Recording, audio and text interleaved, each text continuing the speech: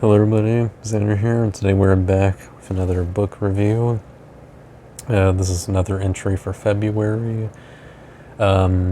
If you watched my YouTube short that covered all of the, or it mentioned all of the books that I would be reading in February, one of them was The Black Arrow by Robert Louis Stevenson, but I decided not to read that book because after a while of reading it, it just didn't feel like a fun read, especially because of how incomprehensible it could be with the very old-timey medieval dialogue and also moments of plot elements being in very short sentences and descriptions that just confused me at first, so I just put it down.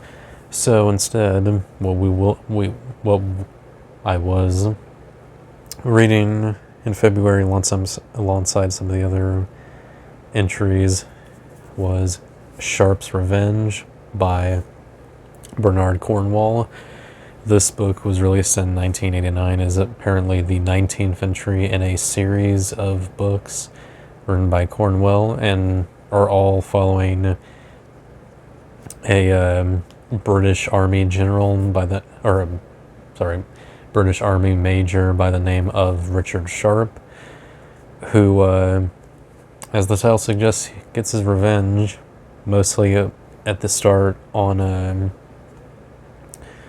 the guy who is a part of his army, who was very cowardly and got his men killed, apparently in the last book, but, you don't really need to read that because it's explained pretty well, as if it's just something we don't need to have known about before.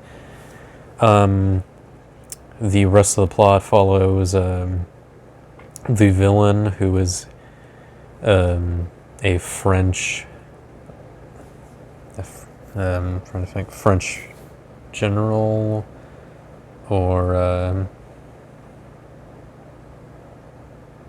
I kind of forgot, but this French guy who is in a decent amount of power, who wants to get revenge on Sharpe himself, so he tries to frame Sharpe for a crime he didn't commit, and a lot of other stuff happens. And not a lot I can truly get into without spoilers, so there'll be a spoiler section to discuss the rest of it later. What I will say that is spoiler friendly, or spoiler free, is that the writing style is pretty good. And there's a mosquito in my room. Hang on a second. Sorry about that. But yeah, the writing style is pretty good. It's not too overbearing. Lots of pretty good descriptions of like the battles going on, and just the different elements of a 19th century England and France, as this is set in 1814 during the Napoleonic Wars. So that's pretty cool. Like near the end of the war, excuse me, for the most part. And yeah, pretty interesting. It is interesting actually going into the series, quite a number of books into it, but I do like how I didn't feel really left out. And that's it's always a good kind of thing with sequels, when, for the most part, the newer viewers or readers could enjoy it. So yeah, I enjoy this pretty well. I think my favorite part is the cover, which the back of the book says the cover design was by Mark Melnick. Very well done. Also, I love the texture of the front It's only the front that feels like this, which is pretty cool. But yeah, I'd mostly recommend this if you're into historical fiction and you don't mind the more positive, mostly positive British sentiment. You know, sort of a pro-monarchy and also pro-war for the most part. But yeah, other than that, this is pretty good, and yeah, maybe give it a read. Alright, we're gonna move on to spoilers, so if you don't like that, then you're free to leave. Yeah, at the beginning of the book, Sharpe is having a duel with the guy who cowardly left him and his men to the, fate of the French. Thankfully, Sharpe and some of his men were able to get out, but not all of his men, which, Sharpe doesn't like, and he wants to get his revenge in a duel, which is kind of illegal, seeing how it's, I don't remember, I think it's illegal either because it's just flat out illegal in France or in England, or it's illegal for the army itself because, it's wasting their time and resources, essentially. But Sharpe takes care of things pretty well. He doesn't kill the guy. Instead, he decides to almost wing it by shooting him in the ass, which he does, and kind of makes the dude look like a fool, even though he originally wanted to straight up shoot him in the face, but oh well. Like I said, the main villain, Dukos, wants to frame Sharpe for a crime he didn't commit, specifically for stealing Napoleon's, I think it's Napoleon's treasure or something like that, and he also kills I think a colonel. He kills a colonel to make sure he doesn't tell anyone. But yes, he frames Sharpe for stealing that, but also frames him for the murder of this French woman's brother, who was apparently a witness who could have testified, in Sharpe's favor. So, he's dead, and Sharpe has to stop Dukos and prove his, prove that, he didn't do all that. In between all of that, we've got some relationship drama as Sharpe's wife, Jane, is back in England, and Sharpe has allowed her to, have all of his funds in case, he dies, because, war, and also buy them a country house, but she doesn't want that because she has had enough of the country.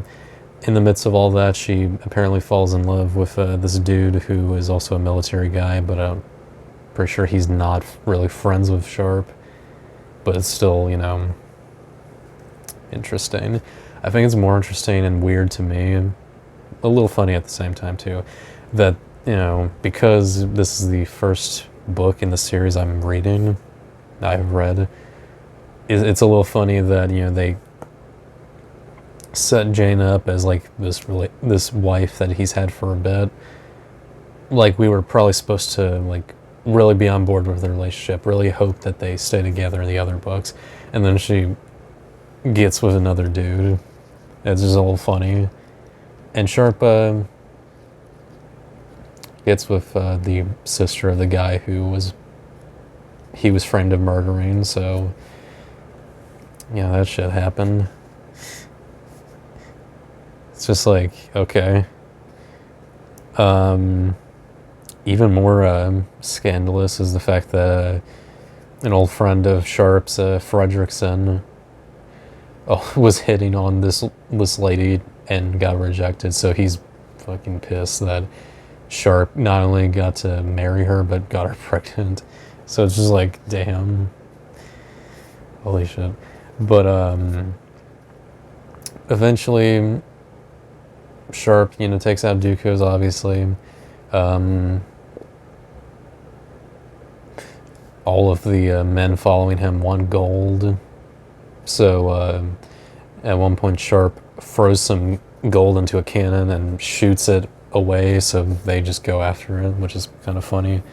And then by the end, they defeat Dukos, and he gets killed by firing squad. Kind of off screen, like it's explained later, but you know, that's alright. And you know, then it ends with Sharpe having made a new life with this lady he now loves and impregnated, who's French, and his best friend Harper gets to be with his wife and kid too, so that's pretty cool. Other than that, not much else. It's a somewhat short book, but you know, I think with the amount of pages per chapter, it's kind of like adding the weight of length onto me. But yeah, it's a decent book.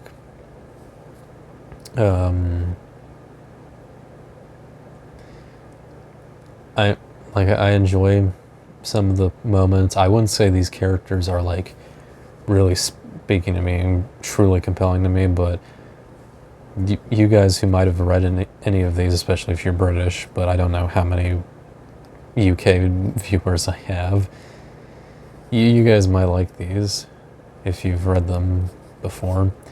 It didn't like grip me too much, but I did like the idea of a historical fiction, and this does a decent job of that. And again, really great cover. But yeah, that's pretty much it. Hope you didn't mind this review. Maybe one day I'll read another Sharpe book. Maybe I'll just read the first one. Maybe that'll make things more interesting, start from the beginning. Other than that, again, hope you didn't mind this video. Make sure to like, comment, and subscribe if you want to see more, especially book stuff, which I try to do more often. And I know that it's the last day of last day of February, but I'm gonna save the last two book review videos for the end of February for tomorrow, which admittedly is March 1st.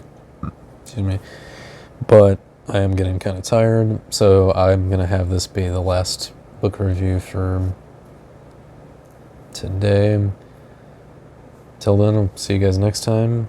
Check out some of my other stuff. Take care.